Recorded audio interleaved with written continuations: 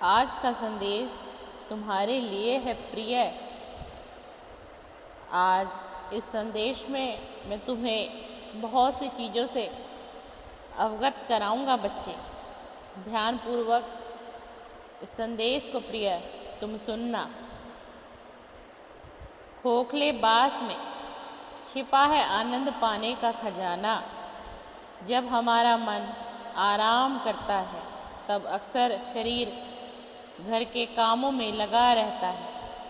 वहीं जब शरीर आराम करता है तब मन सक्रिय होता है प्रिय। वह भविष्य की चिंताओं में उलझ जाता है, योजनाएं बनाता है और कुछ नहीं तो अतीत में ही डूबता उतरता रहता है। यानी मन और शरीर एक साथ कभी आराम नहीं करते। यहाँ तक कि सोते समय में भी जब शरीर आराम कर रहा होता है, मन सपनों की दुनिया में दौड़ लगाता रहता है। वियतनामी जैन बौद्ध गुरु थिक नाथ हन ने कहा है, बहुत कम लोग जानते हैं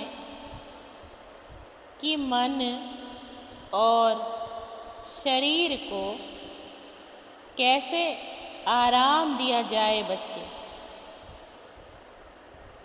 कि मन और शरीर को तुम कैसे आराम दे पाओगे।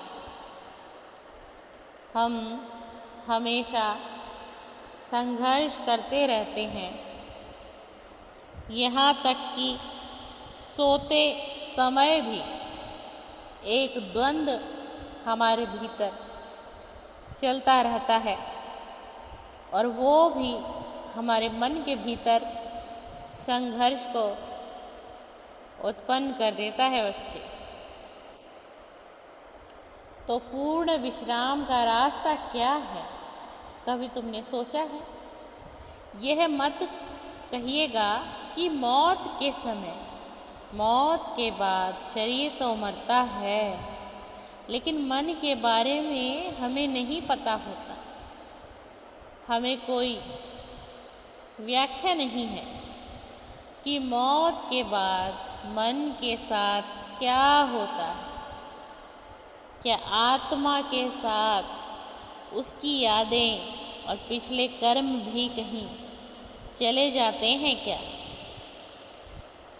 दरअसल ध्यान के जरिए हम शरीर और मन को शांत करने का प्रयास सदा करते हैं। सदा तुमने देखा होगा कि तुमने अपने मन को शांत करने के बहुत से उपाय भी किए हैं और अत्यधिक तुमने अपने जीवन में अपने मन को समझाने के लिए बहुत प्रयास किया होगा। मेडिकल साइंस ने भी साबित किया है कि नकारात्मक भावनाएं शरीर पर बुरा असर डाल सकती हैं। ऐसे में पहले की बीमारी गंभीर रूप ले सकती है या कोई नई बीमारी लग सकती है, जैसे ब्लड प्रेशर, दिल से जुड़ी समस्याएं, डायबिटीज आदि। सच पूछिए तो जब शरीर कमज़ोर हो जाता है तब मन को संतुलित रखना मुश्किल हो जाता है, लेकिन इलाज से बेहतर है रोकथाम। इसका एक रास्ता सिस्टर चान खोंग ने बताया है और तुम्हें इसके बारे में शायद जानकारी अवश्य होगी। एक जो उदाहरण मैं तुम्हारे सामने किसी का लेके आया हूँ, उसकी व्याख्या तुम्हारे सामने कर रहा हूँ। बच्चे वह कहती है कि गहरे विश्राम की विधि एक खास तरीके पर आधारित है जिसे माइंडफुलनेस ऑफ द बॉडी कहते हैं। बुद्ध ने कायगता सती सुत्त मध्यम निकाय 119 में कहा है कि हमें अपने शरीर के हर हिस्से पर फोकस करना चाहिए ताकि पता चले कि शरीर में क्या हो रहा है, ताकि तुम अपने शरीर पर एक नियंत्रण पा सको और तुम्हें जानकारी हो कि तुम्हारे शरीर के भीतर आखिरकार क्या चल रहा है और क्या पनप रहा है। जिस तरह हम अपने मन में आने वाले हर विचार और भावना को समझते हैं। विल जॉनसन वज्रैन बौद्ध धर्म से त्रिलोपा की महामुद्रा की वाणी का यह एक उदाहरण बताते हैं। बच्चे, शरीर को आराम का जरिया बनाइए, शरीर को आराम का जरिया बनाइए, मन को प्राकृतिक रूप में शांत रहने दीजिए, मन को प्राकृतिक रूप में शांत रहने दीजिए।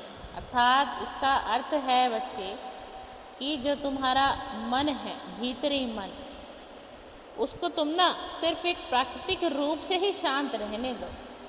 उसमें तुम ये मत सोचो, ये मत करो कि मैं वहाँ गया, मैं यहाँ गया, मैं उससे मिला, मैं वहाँ गया, मैं वहाँ घूमा, मैंने ये किया, मैंने वो किया और इससे मेरे मन को मैंने शांत कर लूँगा या शांत कर लिया। इसमें तुम हमेशा बच्चे विफल रहोगे। मन शांत इस तरीके से तुम्हारा स्वयं का निर्धारित ही नहीं किया गया है ईश्वर के माध्यम से। तो कैसे तुम्हारे विचार के मन की वो धाराएं और कैसे तुम्हारा मन इस तरीके से शांत रह पाएगा बच्चे? किसी खोखले बांस की तरह शरीर और मन को शांत करने का एक आसान उपाय है गर्म पानी से स्नान करना। काम पर जाने या सोने के पहले अगर कुछ देर गुनगुने पानी में बैठे तो यह बहुत फ़ायदेमंद होता है। शायद तुम्हें इसकी जानकारी नहीं है मेरे बच्चे। इससे मांसपेशियों को आराम मिलता है, शरीर का वो जो दर्द तुम्हारा बना रहता है वो दर्द तुम्हारा कम होता है। आप रूपी वो दर्द तुम्हारा कम होने के कगार पर आ जाता है और एक दिन वो शरीर का दर्द, वो शरीर की पीड़ा तुम्हारी कम होने लगती है और मन भी सुखद विचारों को अपनाने लगता है। मन और शरीर दोनों को इस तरह से आराम मिलता है बच्चे। इसलिए ये संदेश मैं आज तुम्हारे लिए ही लेके आया हूँ। तुम्हें बताने आया हूँ कि तुम्हारे मन को भी विश्राम चाहिए। जैसे तुम अपने तन को विश्राम दे रहे हो बच्चे, ठीक इसी तरह तुम्हारा मन भी तुमसे विश्राम मांग रहा है और जिसकी जानकारी तुम्हें स्वयं से प्राप्त भी नहीं हो रही है। इसीलिए तुम्हें अपने मन को विश्राम देना है और तुम इस संदेश के माध्यम से भली भांति परिचित हो चुके हो। इस पूरे संदेश को सुनकर तुम समझ चुके हो कि बाबा मुझे क्या बताना चाह रहे थे संदेश में, और तुम्हें विश्राम किसको देना है अपने शरीर के अंग में और किस तरीके से तुम्हें अपने शरीर को एक विश्राम देना है जो तुमने काफ़ी लंबे समय से अपने आप को तुमने विश्राम नहीं दिया, अपने तन मन को तुमने विश्राम नहीं दिया। तुमने अपने जीवन में व्याकुलता बहुत बना ली, बहुत से कष्ट तुमने देख लिए और अंधकार में तुम चलते चले गए। इसीलिए आज मैं संदेश सिर्फ और सिर्फ मेरे बच्चे तुम्हारे लिए लेके आया हूँ। मैं फिर से कहता हूँ, खोखले बांस में छिपा है आनंद पाने का खजाना, आनंद पाने का खजाना, आनंद पाने का खजाना।